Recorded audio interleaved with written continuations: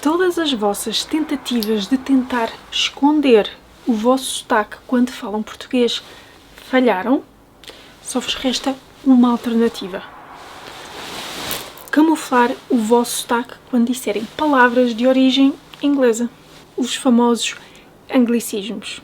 Não queremos que todos os vossos esforços gramaticais, de leitura, escrita, acumulação de vocabulário, horas dispendiadas em aplicações e, quem sabe, até de tentativa de adaptação do vosso modo de vestir, agir, comer, faça com que tenha sido tudo em vão. Não. Mas atenção, que não estou a dizer que ter sotaque é intrinsecamente mau. Dificuldades com a pronúncia podem levar a confusões do tipo vocês dizerem pais e eu estar à procura de um peixe na imagem. Mas o sotaque em si é só uma prova da vossa origem. Apesar de eu ter um sotaque polaco e holandês, faço lá perceber. Olá, eu sou a Catarina, uma portuguesa doida por línguas que se dedica a ajudar estrangeiros a encontrar a sua voz em português europeu. Antes de vos elucidar mais a respeito do tópico do vídeo, devo avertir-vos de uma coisa. Não façam isto em casa. Acreditem, eu tentei. Bom, fiz e ainda faço. Mas enfim, o tiro sai-me sempre pela culatra e acabo sendo alvo de risota. Mas já vos explico porquê. Só vou revelar agora que tem a ver com esta palavra. Uma vez que não sou muito fã de listas impessoais, vou colocar as palavras em contexto para vos dar uma chance de praticarem as palavras em frases completas. Oh João, não me digas que acabaste o ketchup. Comprei uma embalagem há 2 dias. Quando é que é o deadline do projeto? Tens de ver esta conta do Instagram. Tem tudo a ver contigo. Reparem aqui no som sh, antes do T, como em estar. Instagram. E perdi os ficheiros todos. Não fizeste backup? A minha avó não sabe mexer no computador.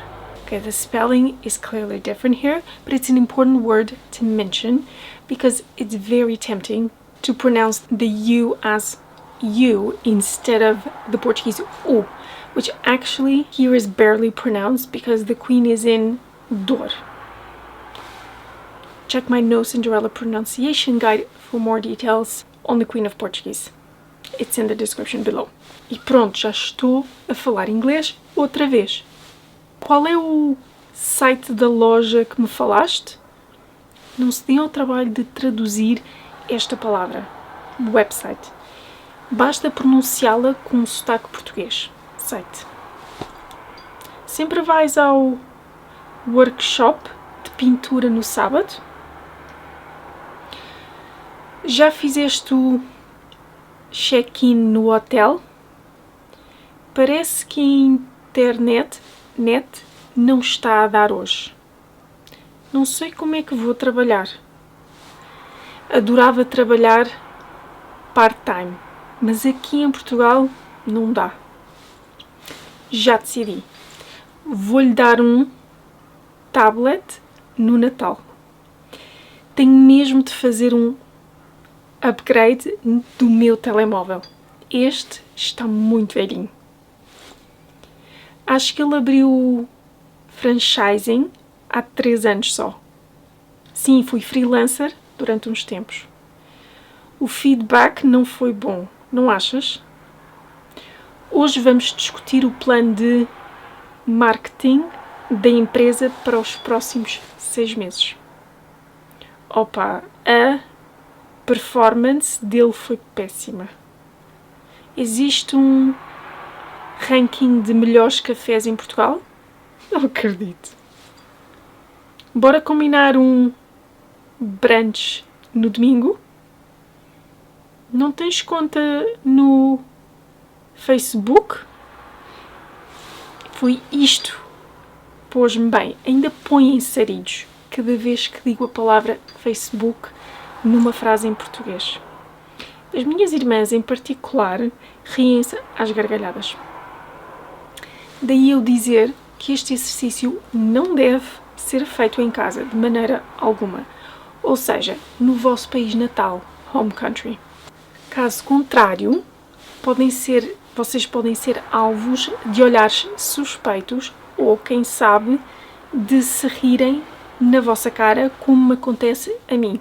Mas tu sabes que eu odeio hambúrguer. Não podemos comer outra coisa? Só comes hambúrgueres. Amanhã levas uma sanduíche para o almoço, ok? Não me digas que queres ir ao McDonald's, ao Mac, nos teus anos. Será que a bomba de gasolina está aberta a esta hora? Acho que é self-service. Não sei se estão a reparar, mas o R é crucial. Olha mais um. Odeio o cheiro do aftershave dele. Fico enjoada. Tenho que mudar o body ao bebê. Fiz cocô até ao pescoço. Comprei um blazer lindo na Mango ontem. Não sabia que vocês jogavam voleibol. Não sabiam que vocês jogavam vôlei. Comecei a fazer bodyboard este verão. Adoro. Mas surf é muito mais fixe. Mãe, quero ir para o hip-hop. Não tenho tempo para hobbies. O meu livro vai ser um best-seller. Tenho a certeza. Já viste o trailer do filme novo do Spielberg? Este carro é tão velhinho que nem airbag tem. Tenho a certeza que ela fez botox. Vê-se logo. Tens mesmo de ir ao médico fazer um check-up. Tens o spray para os mosquitos. E já lá vimos umas 38 palavras.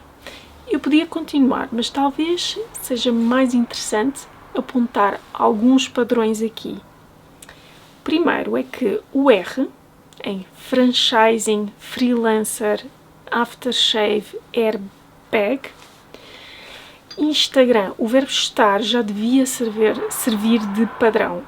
Um S seguido de um T é pronunciado X, mas nunca faz mal ter outros exemplos para nos ajudar a relembrar uma regra.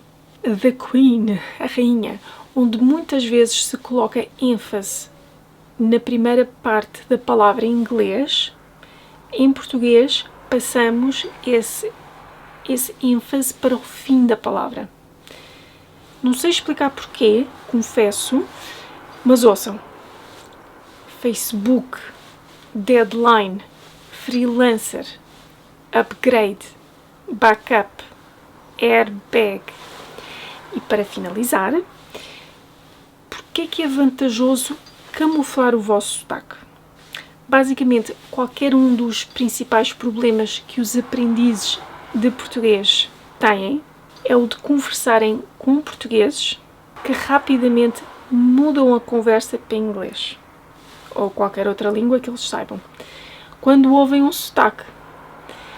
Nós não fazemos por mal. Posso até compartilhar umas dicas do que eu fiz quando morei em Amsterdão, mas isso fica para outro vídeo. Por agora, não custa nada brincarem um bocado com os tais anglicismos.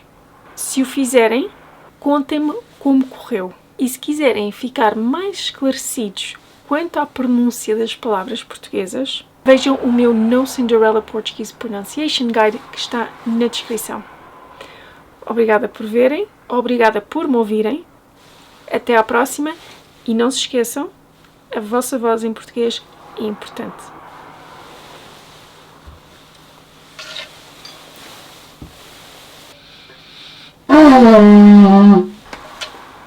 Não sei se está melhor.